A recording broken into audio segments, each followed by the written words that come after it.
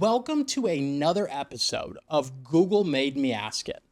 I'm Nicholas Manns, Vice President of Coastal Bay Wealth Management.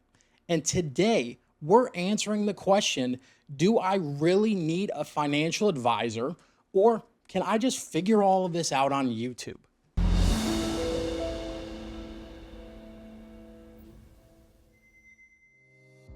Fair question.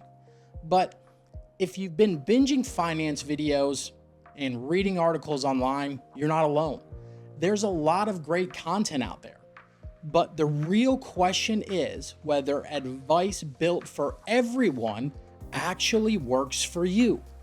A financial advisor isn't there to sell you products or beat the market. A good one is there to help design a strategy that fits your life, your goals, your values, your time horizon.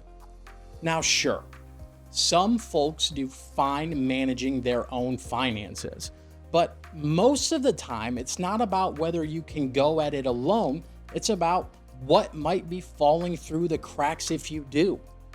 When the market dips, a major life event happens, tax laws shift, or you're dealing with things like retirement timing, selling a business, or caring for aging parents. Suddenly, the stakes are high, and the internet can't give you tailored advice.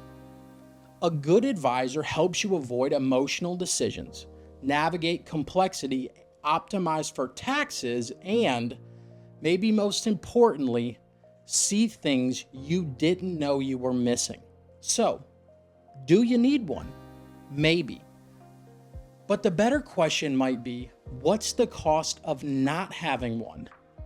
If you're ready to turn Google searches into smart personal strategy, hit subscribe or reach out to us directly.